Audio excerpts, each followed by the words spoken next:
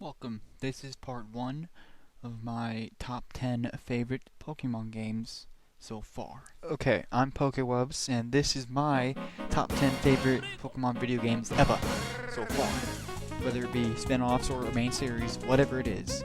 I'm Pokewubs, welcome to my channel, and please enjoy this content. Goodbye for now. Number 10! So, to start off on the countdown, I pick Hey You Pikachu. For me, back in the day when I was a kid, it was a really fun game with a lot of cool effects, and it was just really good.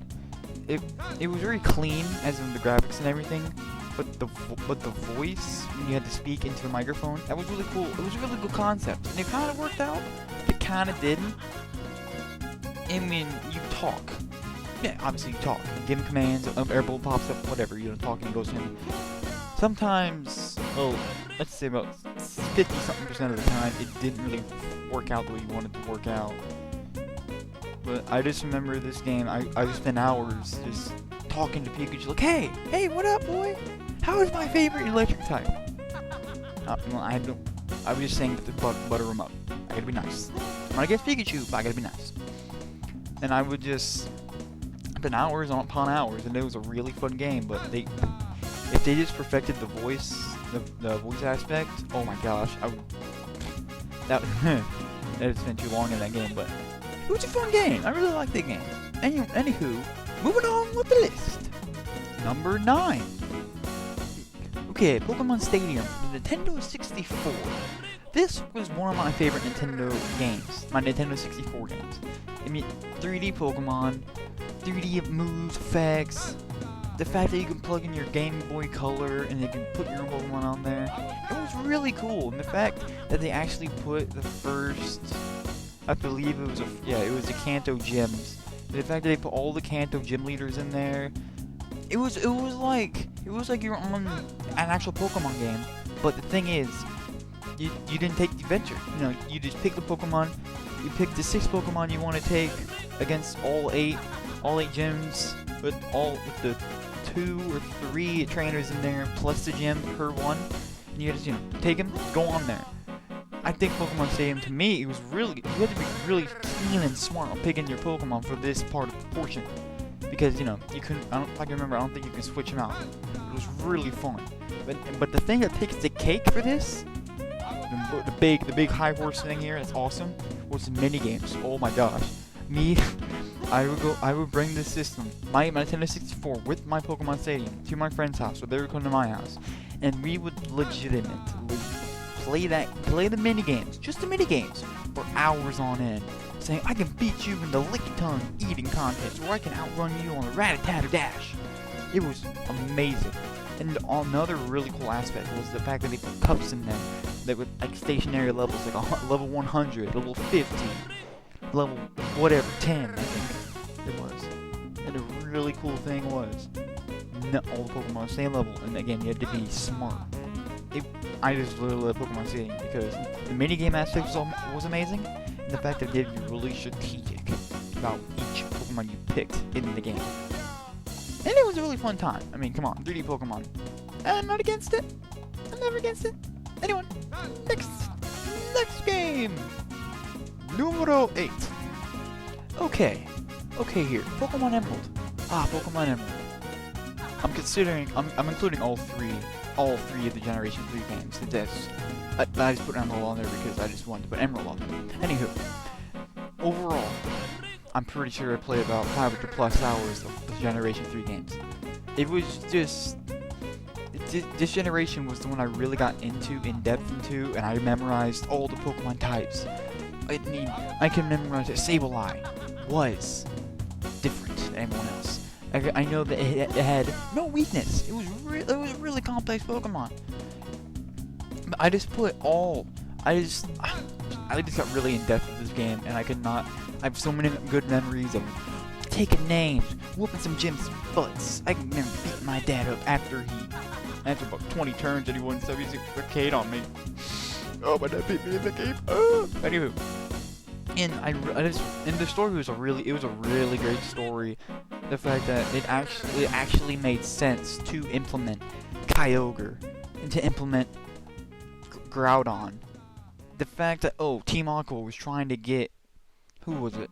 Was trying to get Groudon, I believe, and trying to, it wasn't Groudon, what am I thinking? Team Aqua was trying to get Kyogre, sorry, I kind of had a brain fart there, and they were trying to make the whole world just water.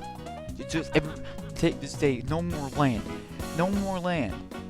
In the opposite for Team Magma, you know, taking over Groudon, saying, "Oh yeah, you don't want land? Well, we want everything else to be land. What up?" And of course, you had to go in there, beat some face in, and because I think, just me, I'm pretty sure, not just me.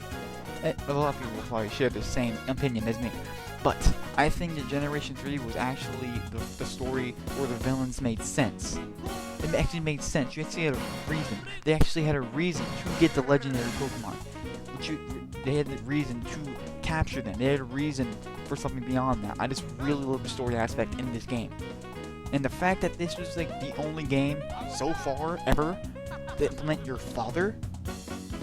Like, why don't you do that more often? Anyway, before I rant off again, I'll probably later. It's just, I really love this game.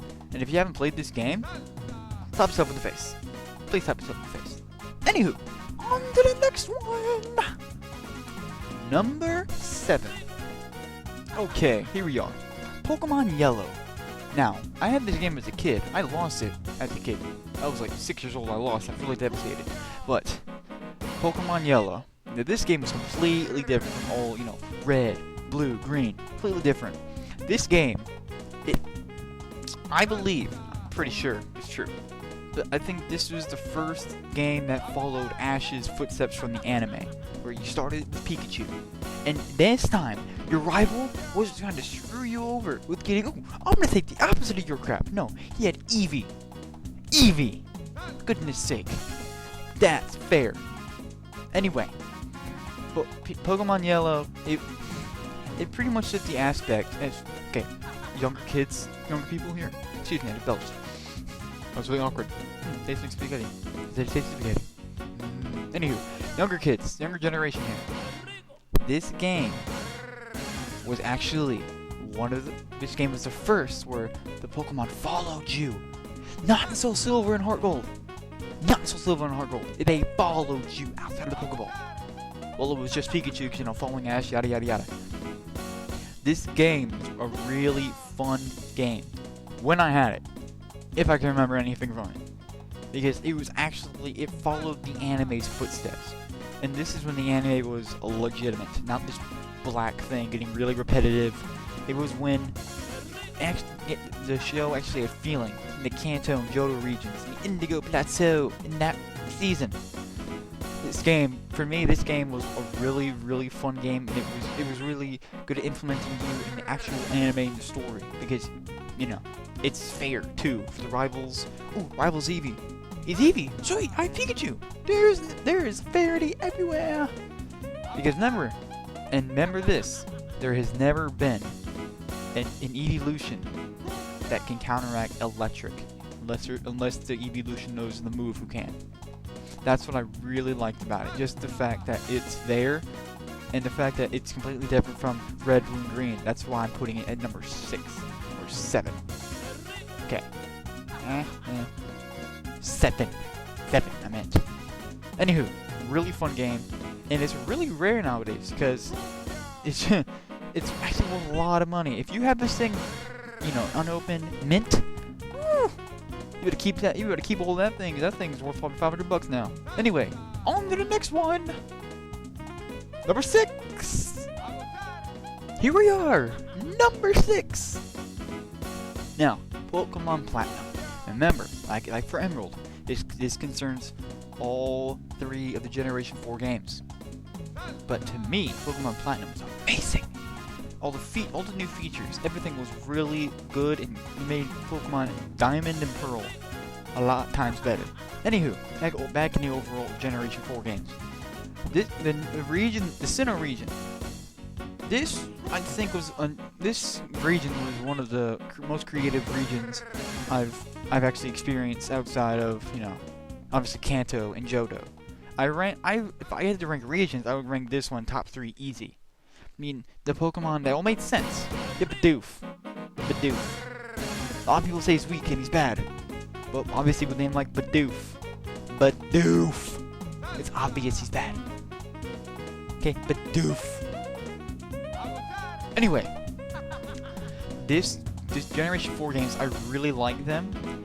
I mean, obviously, oh yeah, here we go, Generation 4 on the Nintendo DS. Yada yada yada. Ooh, Dialga, Volcano creators of time and space. I believe that's what it was. It made sense. And there was the fact that the Pokemon contest, I forgot to mention that, but that was a really good thing in Generation 3. But Generation 4, they blew that out of the water. They actually made it a beauty contest where I owned with my Togetic. Thank you very much. I owned right the face. The moves, all the random moves, the amazing and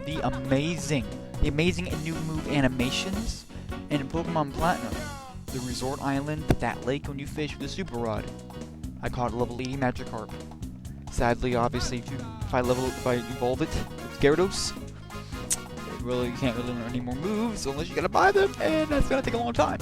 Anywho, it was a really fun generation for me, and I felt really happy the fact that I learned them. I got involved in this one, but it didn't take me as long for the Generation 3, obviously because I was a lot older. But I learned all the Pokemon's, weak types, weaknesses, all that nonsense, all that chit chat. It was a really fun time, and if you haven't played that, I honestly think you're really weird. I don't think you're weird. I think it's weird you haven't played the game. Anyway, next one, number 5.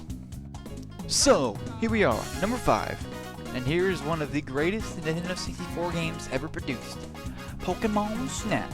Oh yeah, this game was really fun for me. It's maybe year 2013, and this game may have came out obviously 14 years ago. But I believe it's 14 years ago. But however long ago, late 1990s, early 2000s, I still play this game. When I can and when I want to, because it was a really fun time. And the fact that you go around and it's not. You don't level your Pokemon up. You don't level Pokemon up. You go around and you take pictures. Obviously, Pokemon snap plaque with the picture, yada yada yada. But it was really cool because it may have seemed like a simple concept, but when you get into it, you learn that I get more points for the picture if I get my Pikachu dancing on the surfboard instead of him just looking at it like, I don't know what to do. Or I can wake up Snorlax when he's sleeping instead of getting the question mark when I take a picture of him. If I throw him that stink ball, and I can take a picture of Mew on the rainbow in space. Come on, man! That game was real. I really enjoyed that game. It was very fun to me. It was very fun to a lot of people. And heck, why wouldn't it be? It was a really good different take on the Pokemon scene. It was really smart of Nintendo to actually make them like that. And I think it should. And you don't know how many people are actually waiting for a second one. And if it was to be a second one, lines better bag up. I'm gonna come in there, guns blazing, like, give me the Pokemon Snap 2. Anyway, next one, please, in the countdown. Please watch the next video for the rest of my countdown of the top 10 Pokemon games of all time so far.